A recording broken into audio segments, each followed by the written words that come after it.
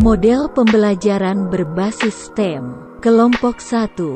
1. Yusuf Muhammad NIM 304. 2. Elva Mahfudoni NIM 242.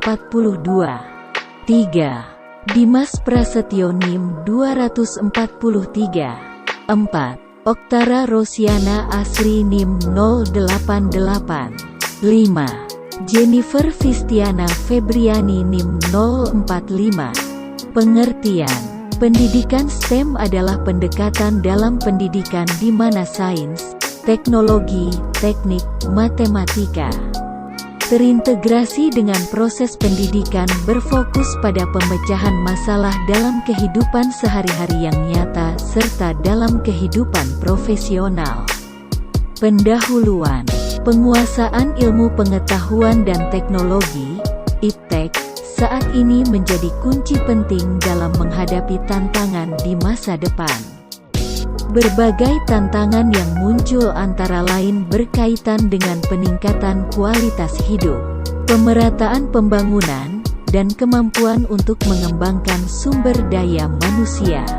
Pendidikan IPA, sains, diharapkan dapat menjadi wahana bagi peserta didik untuk mempelajari diri sendiri dan alam sekitar, serta prospek pengembangan lebih lanjut dalam menerapkannya di dalam kehidupan sehari-hari. Kemampuan seseorang dalam sains sangat dipengaruhi oleh cara berpikir sistematik, logis dan rasional, yang sangat potensial dilatihkan dalam matematik. Kedua kemampuan ini akan digunakan untuk melakukan analisis kritis terhadap suatu fenomena dalam sains, menggunakannya pula pada saat seseorang melakukan pemecahan masalah terkait konteks sains. Kemampuan berpikir logis dan rasional merupakan salah satu aspek literasi matematik.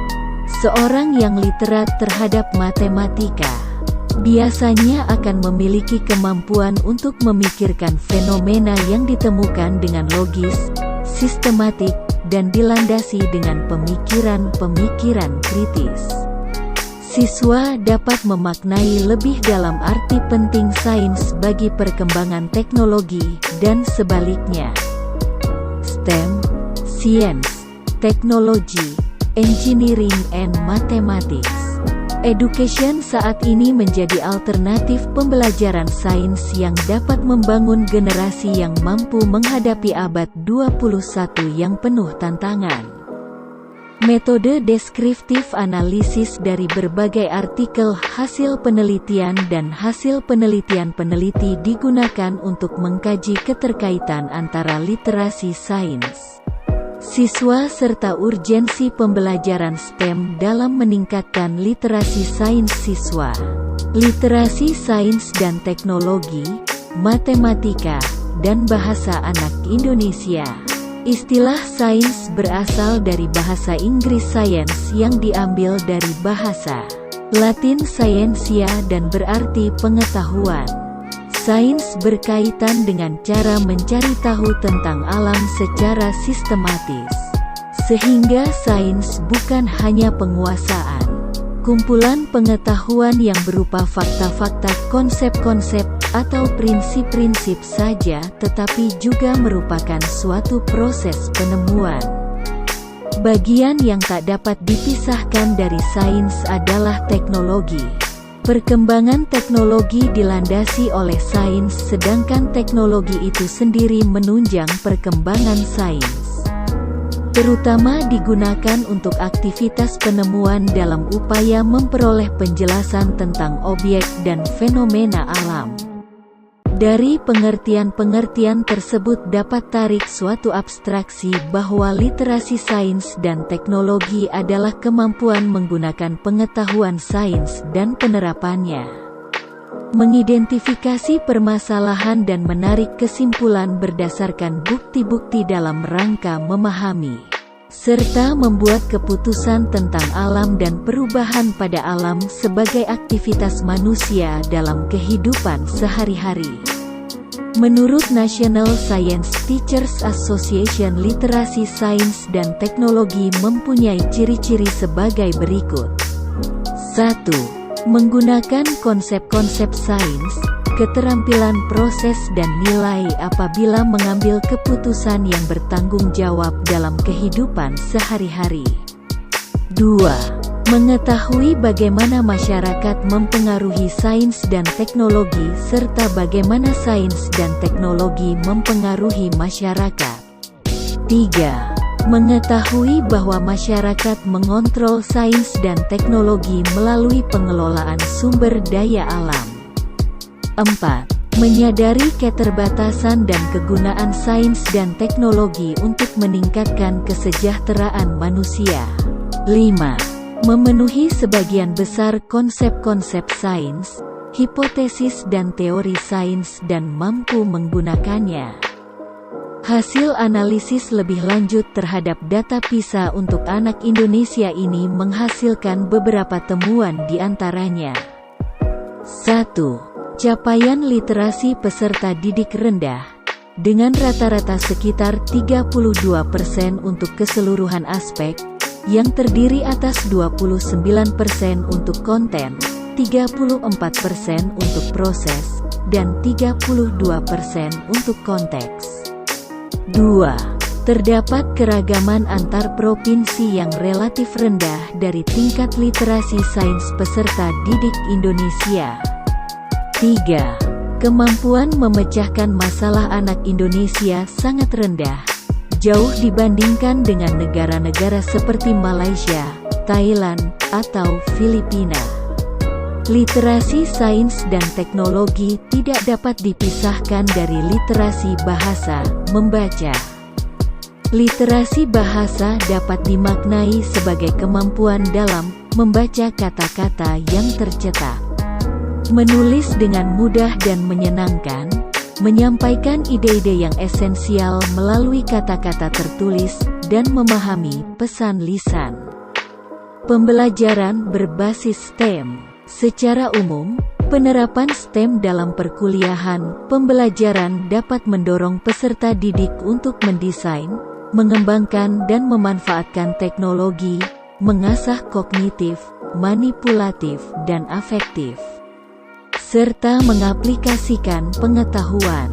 Oleh karena itu, penerapan STEM cocok digunakan pada pembelajaran sains. Pembelajaran berbasis STEM dapat melatih siswa dalam menerapkan pengetahuannya untuk membuat desain sebagai bentuk pemecahan masalah terkait lingkungan dengan memanfaatkan teknologi. STEM telah banyak diterapkan dalam pembelajaran. Keadaan ini ditunjukkan dari hasil penelitian yang mengungkap bahwa penerapan STEM dapat meningkatkan prestasi akademik dan non-akademik peserta didik. Oleh sebab itu, penerapan STEM yang awalnya hanya bertujuan untuk meningkatkan minat peserta didik terhadap bidang STEM menjadi lebih luas.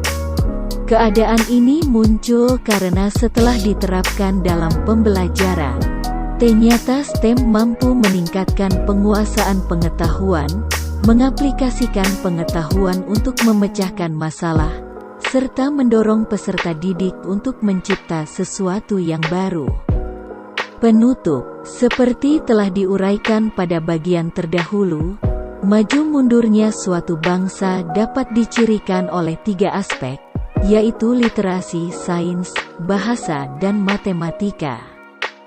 Fenomena terkait rendahnya literasi anak Indonesia pada ketiga jenis literasi menunjukkan masih perlunya dunia pendidikan di Indonesia berbenah diri. FKIP, khususnya FPMIPA dan sekolah diharapkan menjadi ujung tombak perjuangan ini. Oleh karena itu, lakukanlah perubahan, inovasi, dan reformasi dalam cara membelajarkan anak, melatih mahasiswa calon guru dari penggunaan paradigma lama menjadi paradigma baru. Pembelajaran berbasis STEM merupakan salah satu pembelajaran alternatif yang potensial digunakan untuk membangun keterampilan abad 21.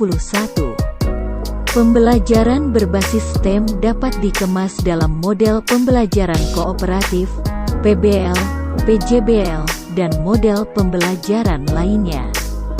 Ingatlah pula, bahwa Indonesia memiliki grand design dalam pendidikan karakter ini sejak nenek moyang kita, yaitu olah hati, spiritual and emotional development, olah pikir, intellectual development, olahraga, physical and kinesthetic development, dan olah rasa, karsa, affective and creative development. Dengan jiwa ini, kita harus yakin bahwa pembelajaran STEM akan dapat meminimalkan efek samping yang tidak kita inginkan. 1. Mengajukan pertanyaan, sains, dan mendefinisikan masalah, engineering. 2. Mengembangkan dan menggunakan model. 3. Merencanakan dan melakukan investigasi. 4. Menganalisis dan menafsirkan data, mathematics. 5. Menggunakan matematika, teknologi informasi dan komputer, dan berpikir komputasi. 6. Membangun eksplanasi, sains, dan merancang solusi, engineering. 7. Terlibat dalam argumen berdasarkan bukti. 8. Memperoleh, mengevaluasi, dan mengkomunikasikan informasi. Contoh implementasi STEM dalam pembelajaran IPA di SD. Materi, rangkaian seri dan paralel. Sudut pandang sains. Guru menjelaskan lampu dalam rangkaian seri dan paralel akan menyala ketika kabel dihubungkan dengan batu baterai atau instalasi listrik. Guru menjelaskan perbedaan rangkaian seri dan paralel. Contoh implementasi STEM dalam pembelajaran IPA di SD. Sudut pandang teknologi. Guru menerangkan dan mempraktekkan cara membuat rangkaian seri dan paralel. Guru dapat menjelaskan melalui media video yang dikirim melalui WA sebelum pembelajaran atau melalui video melalui LCD proyek. Contoh implementasi STEM dalam pembelajaran IPA di SD. Sudut pandang engineering. Guru menjelaskan bagaimana cara mendapat lampu yang terang pada rangkaian seri dan paralel. Sudut pandang matematik. Guru menjelaskan daya batu yang digunakan, panjang kabel, dan harga bahan untuk membuat rangkaian seri dan paralel. Sekian dari kami. Jika ada kesalahan mohon dimaafkan, jika ada yang sayang mohon diungkapkan. Ayu ting ting beli kepiting, thank you for everything.